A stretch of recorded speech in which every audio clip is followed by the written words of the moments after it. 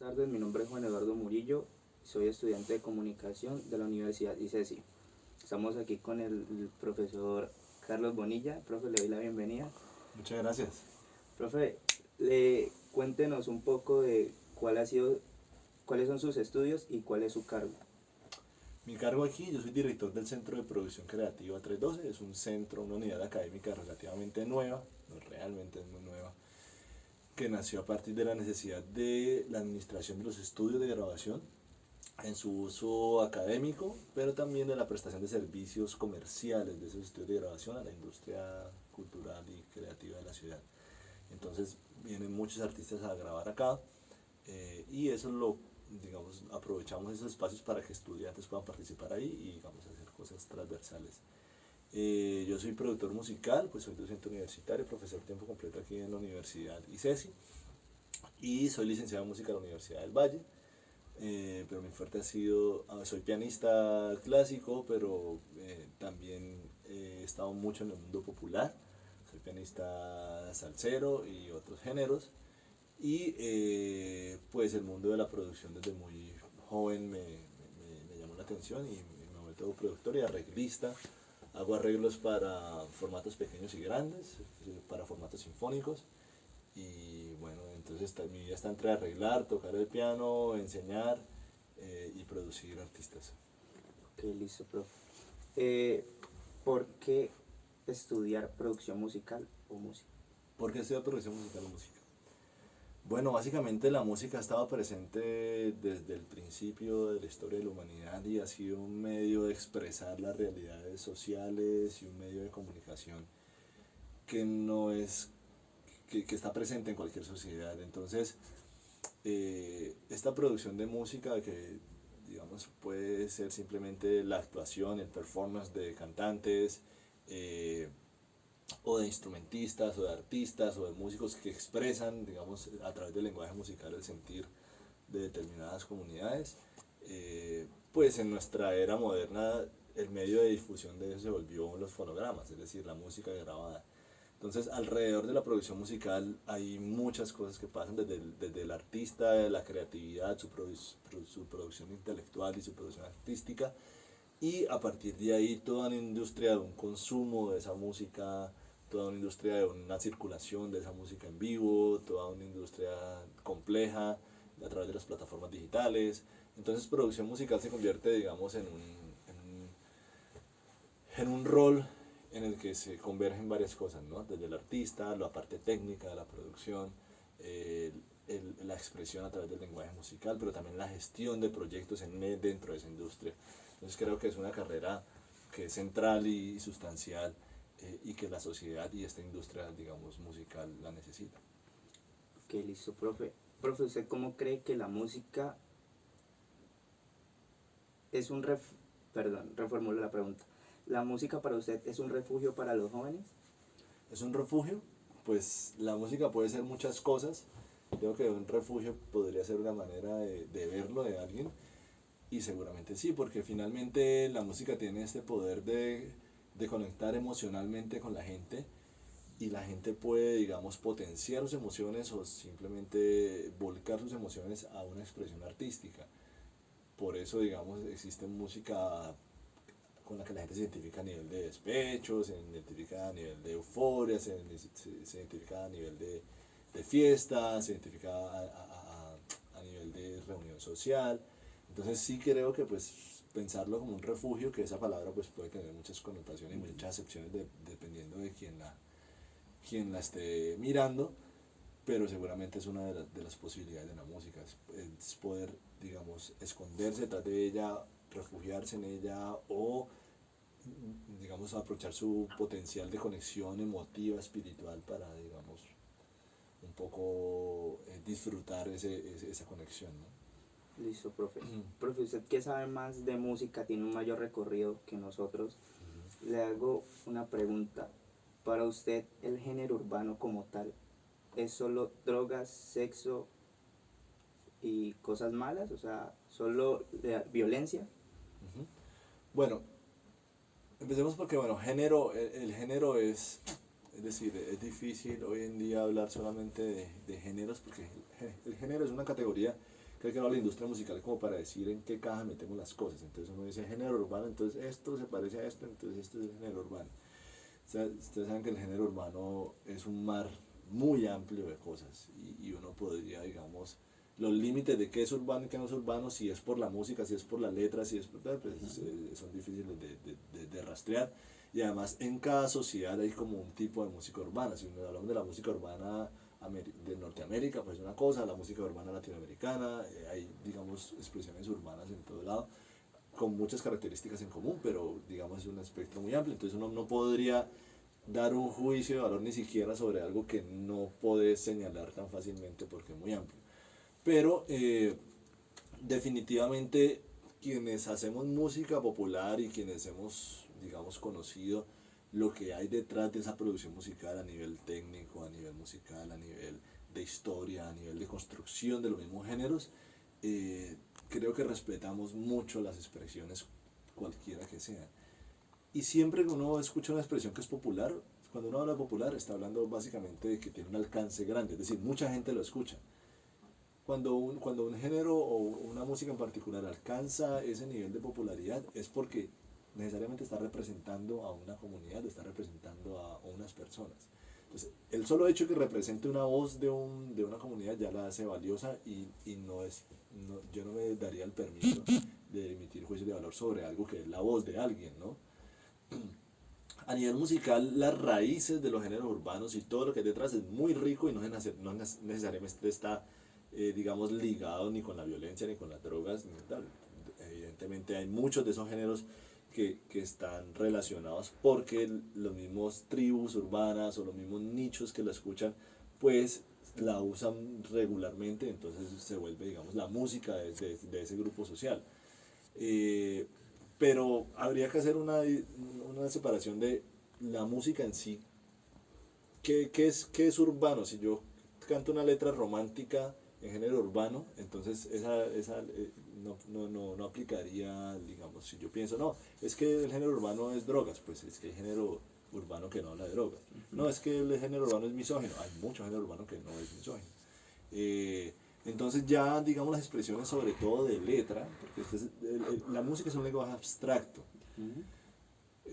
No es como nuestro lenguaje en el español concreto, que la palabra casa significa esto, tiene un significado concreto. En el lenguaje de la música, si yo pienso en un sol mayor, pues es un lenguaje que me transmite y me comunica algo, pero no es nada concreto, no se relaciona concretamente con algo de la vida de nuestro lenguaje normal.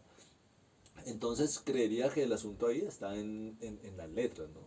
Evidentemente sí hay letras muy sesgadas por el alcohol, por las drogas, por la violencia, por el narcotráfico y demás, pero sería difícil decir que el género entonces significa eso, ¿no?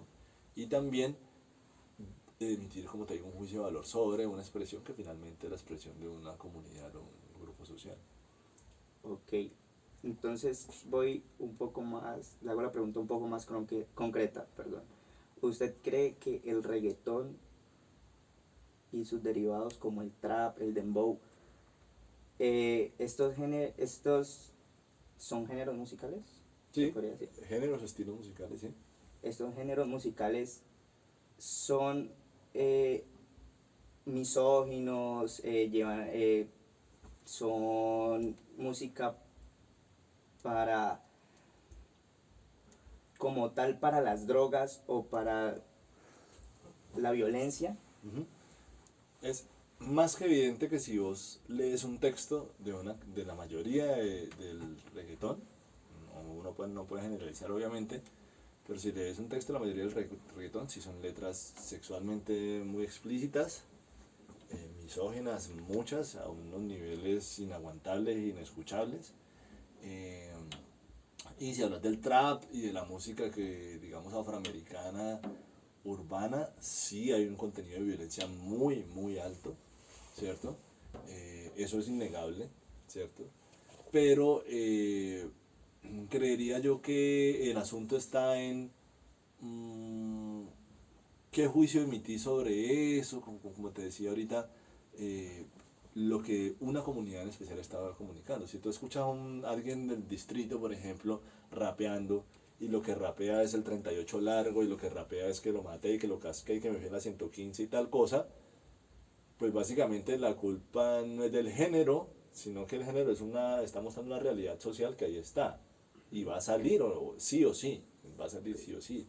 El problema no es, y no es que no es que el reggaetón ni la música urbana tenga la culpa, es simplemente un camino que naturalmente se da para que la gente se pueda expresar, porque si no se puede expresar en otro lado, pues se expresa a través de la música también, ¿no?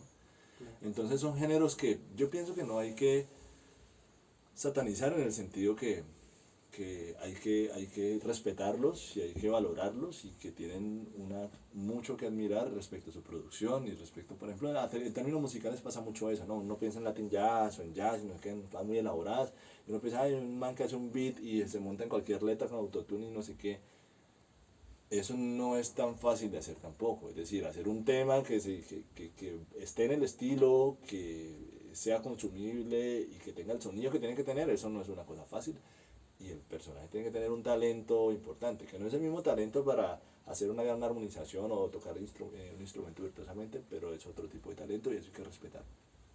Si me hablas de gustos personales, obviamente yo ahí yo entro en, digamos, en apreciar sobre todo el lado musical de eso, pero en rechazar desde mi postura personal las letras que están en contra, que tienen violencia de género, las letras que están un poco como empoderando a jóvenes a usar las drogas, a usar la violencia. Evidentemente no es una letra que yo comparto, pero como te digo, en el sentido de las letras yo pensaría que hay que verlo más por el lado de eso, de dónde está saliendo y por qué está saliendo, más que echarle la culpa al género, ¿no? Ok, perfecto. Ya que entramos en este campo, ¿usted cree que el género urbano como el reggaetón y el trap tiene influencia sobre los jóvenes? ¿Tiene influencia? Sí, claro que sí, yo creo que sí. Creo que sí, porque la música, no ese género, la música en general tiene mucho poder de mover las masas, porque finalmente es algo que conecta a nivel emocional, porque la música te mueve, pero también a nivel de la persona que está ahí, porque quien está haciendo la música se convierte en una estrella, o se convierte en un personaje a que la gente admira por su arte, por lo que hace, por sus letras, por lo que comunica, y alrededor de eso la gente se junta para poder, digamos, identificarse. Pues como esta necesidad social de identificarte con algo, pues el artista se convierte en una voz muy importante. Entonces si tú piensas, no sé, en Residente y un pensamiento de izquierda, entonces pues obviamente pues eso va a reunir a la gente alrededor de él. Y esa misma música pues puede tener el poder de movilizar un discurso que no va a ser el mismo si yo me paro a decir lo mismo que dice René, simplemente a gritarlo en el carulla, pues eso no va a ser tan poderoso como lo que pasa cuando él lo está expresando a través de música y acompañado también de una herramienta emocional como como la música. Ok. Pero sin influencia, sí, claro que tiene influencia. ¿No cree usted que esto va más acorde, es más acorde a la educación que le dan los padres a sus hijos? O sea, no como tanto el género, sino la educación que se le da a los hijos. Sí, por supuesto. Como te digo, no es al revés, no es que los géneros creen los problemas. Creo que es que los problemas desembocan en géneros que hacen que la gente se identifique con eso. Pero definitivamente el problema es la educación. Yo pienso que si yo, una, la educación en las casas y la educación en general del país. Por ejemplo, la educación musical de nuestro país no es una buena educación musical. Porque si nosotros vemos a lo que está expuesto la gente está regularmente en sus casas, por lo que escucha y por lo que escucha su familia, está expuesta a la salsa y al reggaetón.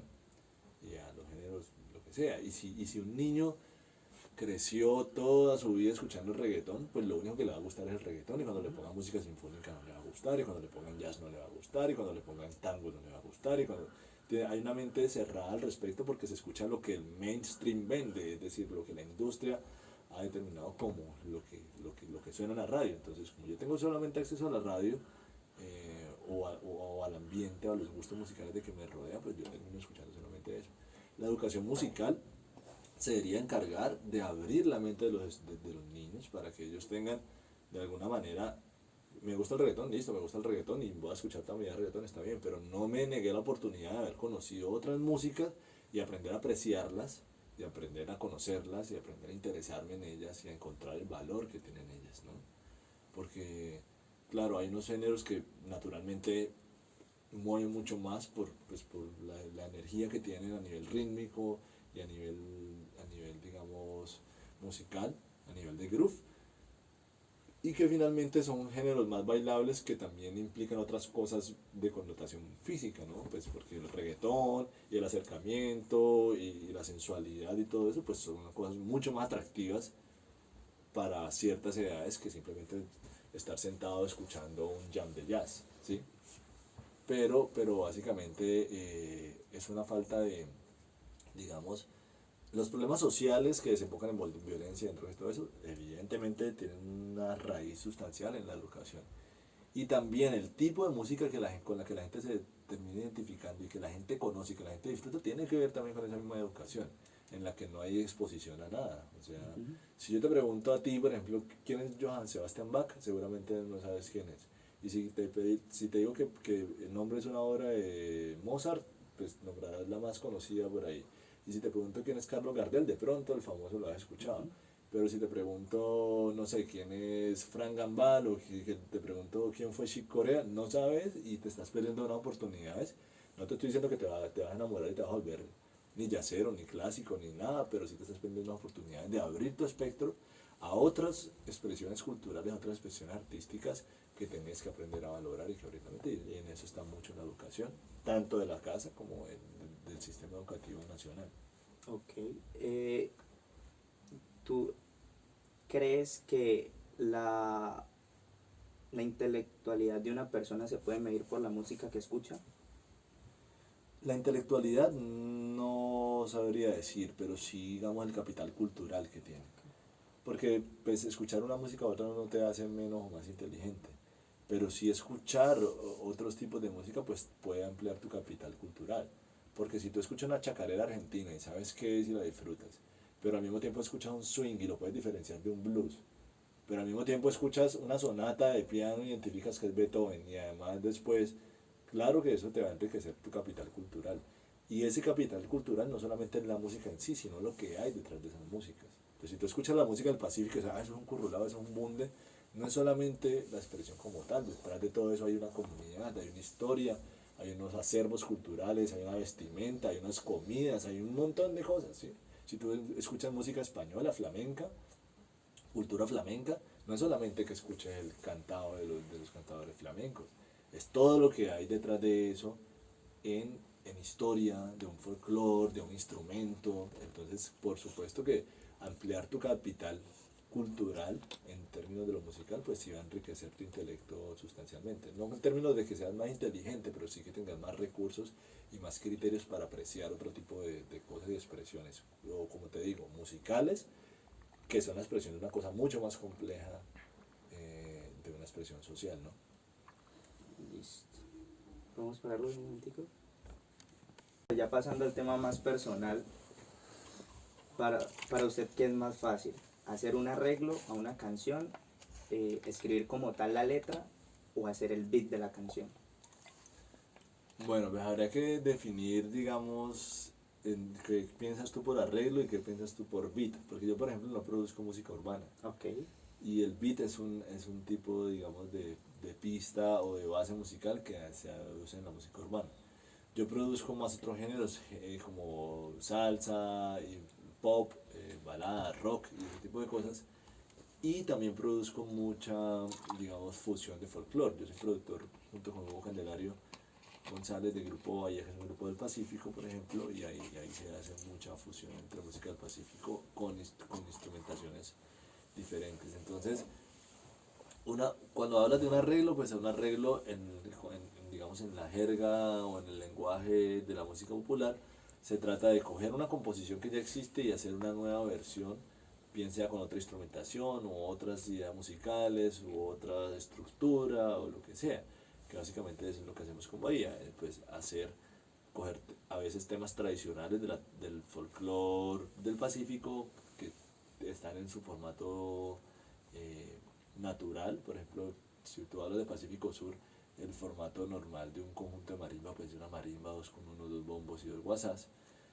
Y el grupo Bahía, por ejemplo, tiene otra disposición, es que tiene batería, bajo, guitarra, teclados, tiene vientos, es decir, trompeta, saxo, trombón, que eso no existe en la música original. Entonces, ¿cómo adaptar esa música a un formato que tiene otras posibilidades, que tiene otros lenguajes?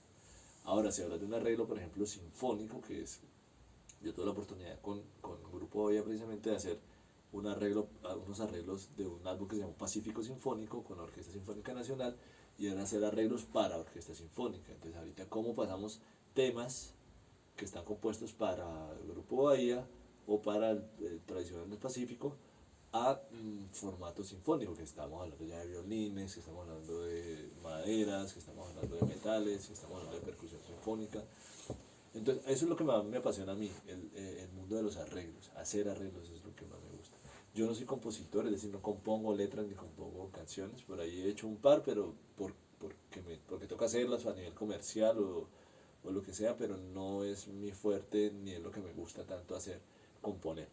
A mí lo que me gusta es arreglar, y lo otro que me gusta mucho es, digamos, la sonoridad sinfónica, que la utilizo bien sea para mis producciones audiovisuales o lo que sea, digamos, de film scoring o de musicalización de imagen.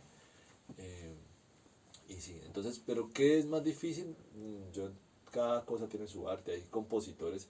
Generar buenas letras en formato canción donde el texto se une con la melodía y genera algo que enganche y conecte con la gente, eso es un arte gigantesco y hay gente muy buena en eso. Y no, si es más difícil no es más difícil con arreglo, pues no te lo podría decir. Evidentemente, digamos, es una acción mucho, la composición es una acción mucho más natural donde estás, si es el tipo de composición de canción, de letra y melodía, pues donde estás un poco a través de tu voz, intuyendo las cosas. El arreglo tiene un poco de cosas más técnicas, porque si tú vas a hacer un arreglo para una orquesta, pues entonces vas a escribir las metales, tienes que saber qué le puedes escribir a cada instrumento, cómo esos instrumentos van a sonar bien juntos, cómo los vas a escribir para que ellos después los lean. Entonces hay mucho más contenido técnico, lenguaje musical en hacer arreglos que en componer.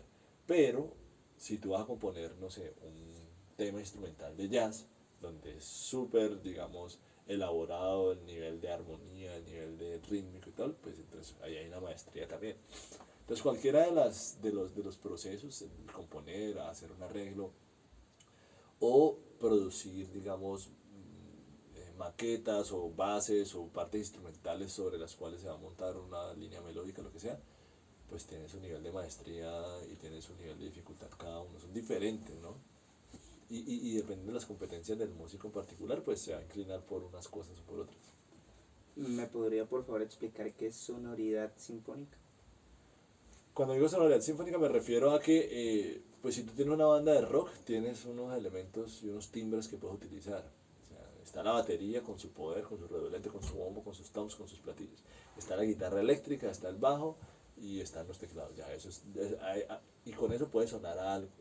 Pero cuando tú tienes una orquesta sinfónica en la que tienes, no sé, 16 violines primeros, 16 violines segundos, por ahí 8 chelistas, 4 violines, la disposición que sea, y tienes además flautas y oboes y fagots y tienes corno inglés y tienes también un metal, un corno francés, unas trompetas, unos trombones, una tuba, no sé qué, y percusión sinfónica, pues el rango de timbres que puedes utilizar es gigantesco y tiene una particularidad en su sonoridad. Entonces, si tú escuchas música sinfónica o escuchas música para cine hecha con sonoridad sinfónica, pues tú, ya te instalas en un lugar de esa dimensión sonora que tiene el timbre en la orquesta sinfónica. Entonces a eso me refiero con sonoridad sinfónica.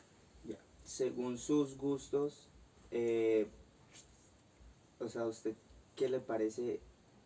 Según su experiencia y sus gustos, para usted, ¿cuál es la música que más le gusta arreglar? O pues, ¿en qué música, en qué género usted se desenvuelve más, siente más afinidad? Bueno, en el que yo siento, yo he tocado de todo, yo he hecho muchas cosas, pues no de todo, pero varias cosas he hecho, porque yo empecé como un músico salsero, es decir, yo empecé tocando piano salsa, pero después estuve en grupos de heavy metal, y estuve en grupos de música brasilera, y estuve en grupos de música caribeña, y toqué algo de latin jazz, toqué jazz, entonces, y mi formación musical fue con música clásica. Entonces yo soy como un revoltijo de muchas cosas, pero por el tiempo que llevo tocando salsa me siento muy cómodo con tocando salsa. Yo antes de ser docente tocaba mucho más digamos, en la calle con artistas y eso.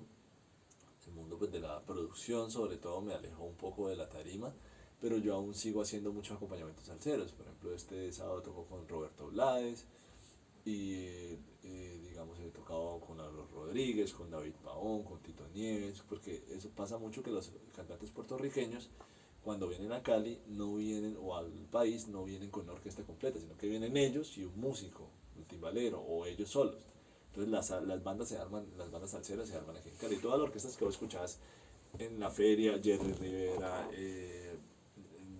Charlie Aponte, Tito Nieves, todos ellos no están tocando con su orquesta, están tocando con músicos locales.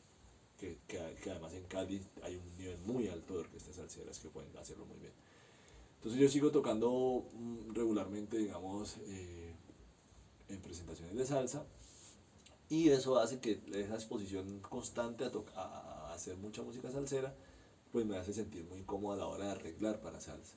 Porque hay un asunto ahí de la clave, del sentido, de haber escuchado tantos mambos que ya saber cómo hacer un mambo efectivo, de haber escuchado tantos montunos que saber, digamos, qué funciona y qué no funciona. Entonces en la salsa me siento muy cómodo. Y lo otro que me gusta mucho hacer, que realmente es lo que menos he hecho, pero me apasiona mucho, es la música para film scoring, que es como un género que es música básicamente para películas, como Okay. las bandas sonoras que acompañan las escenas. Eso me gusta mucho y eso lo disfruto mucho. Profesionalmente no me he movido tanto en ese campo, pero es algo que disfruto mucho hacer de mi disfrute personal. Eh, ¿Me recuerda por favor el nombre que acaba de decir? Film scoring. Eh, en el Filmis, Film scoring, como film Films de película, F-I-L-M, film, y scoring como Scoring. de escribir. Ok. Ajá, Film Scoring. ajá. Eh, ¿Esto es un género nuevo o no muy poco común o cómo se le podría llamar eso? No, eso desde que existió el cine con los primeros proyectores que no tenían evidentemente música porque eran simplemente las fotografías que pasaban y era lo que había, pero muy temprano, después de que la experiencia tuvo la necesidad de acompañarse con sonido, pues empezaron los pianistas a musicalizar los cortos que habían en ese tiempo, o ya después más adelante los largometrajes del cine mudo, empezaron a acompañarlos con pianos, con bandas, con orquestas cada vez más grandes. Y desde ese momento ese ya es el concepto del film scoring, es decir, estoy escribiendo no para sustentar la música por sí sola, sino que esta música va a acompañar un discurso visual. Entonces tengo que pensarla para apoyar eso.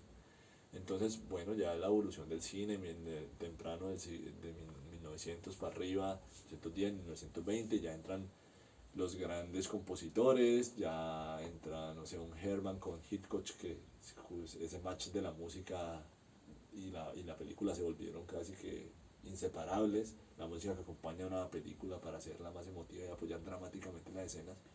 Y pues esa evolución, claro, como fue una época en el desarrollo mucho de la música orquestal clásica contemporánea, entonces pues básicamente lo más grande que podías hacer y el recurso más diverso para poder apoyar un discurso pues era la sonoridad sinfónica precisamente. Entonces hay un legado muy importante o un vínculo muy importante de la música sinfónica en la música para cine, que si vos ves, no sé, Avengers o El Señor de los Anillos, pues esa sonoridad de cornos y de todo, pues es un arte y hay muchos, pues no sé, John Williams o Hans Zimmer o muchos compositores que se han dedicado no a componer música, ellos no tienen ningún álbum por ahí que sea en Spotify solo, toda la música que hacen es para acompañar películas y hacer soundtracks de películas. Entonces es un género que existe básicamente desde muy temprano, desde la historia del cine. No empezó con la historia del cine, pero sí muy rápido se incorporó. Y desde ese entonces, pues el film scoring es una manera de hacer un tipo de música, como te digo, que está pensada para ese discurso audiovisual.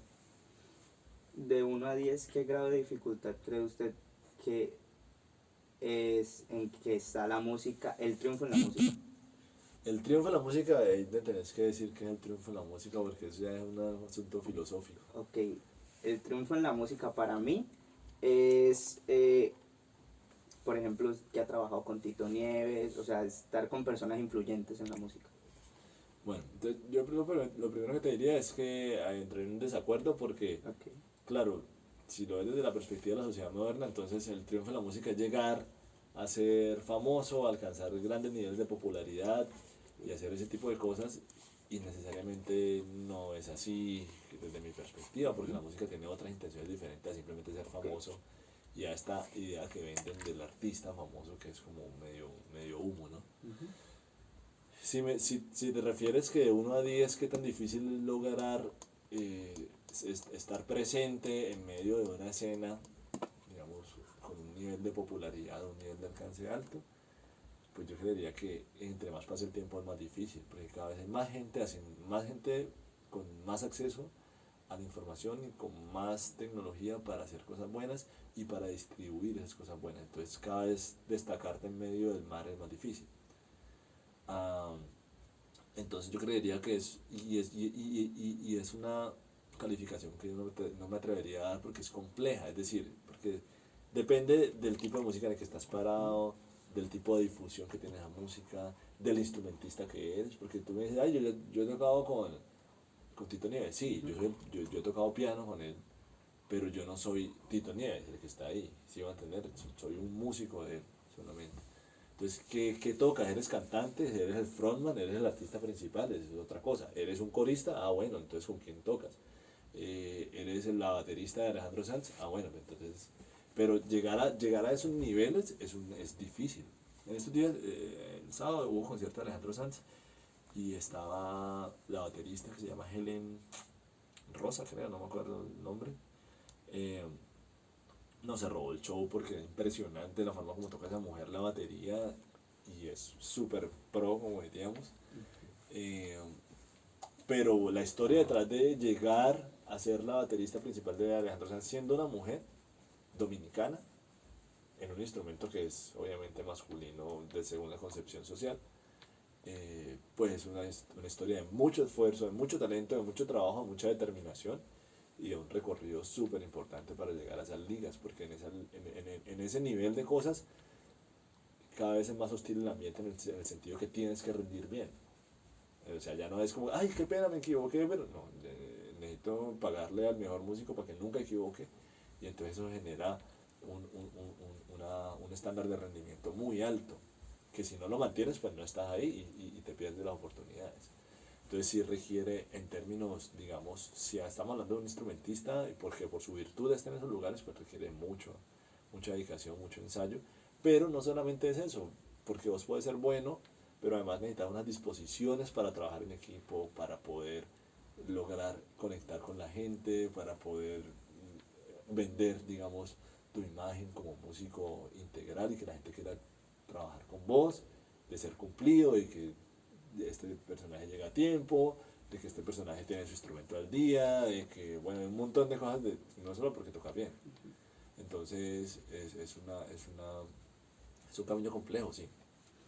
Según, o sea, el tiempo que usted lleva de experiencia, ¿usted cree que hay música para hombre y para mujer? O sea, No, hay instrumentos para hombre, para mujer, es algo que se ha sí, sí, visto sí, según el sí, machismo en la sociedad que vivimos. sí, definitivamente sí, hay muchos instrumentos que están. De hecho, la mujer en la escena musical no es muy normal. Si, con el mismo concepto que te mencioné, la trompetista era mujer, la baterista era mujer y la bajista era mujer. Eso es súper atípico, o sea, es una cosa que, y me alegra un montón que pase, porque no es algo que pase regularmente. Un bajo para mujer, no, el bajo no es un instrumento de mujer, y la batería tampoco. El piano de pronto un poco, y siempre son coristas, que me vistan bonito y que hagan coros. ¿Mm? Pero sí, evidentemente los instrumentos están muy marcados por una idea de que los buenos son hombres y las mujeres no tanto. Pero eso ha ido cambiando radicalmente y las mismas mujeres se han encargado de mostrar con personajes como ella que pueden estar a nivel igual o más que un hombre y que tienen su lugar ahí, no por ser mujeres ni hombres, sino porque son buenas instrumentistas. Listo, profe. Le agradezco por esta entrevista. Bueno, con mucho Muchas gusto, gracias. con todo gusto. Hasta luego, profe. Chao.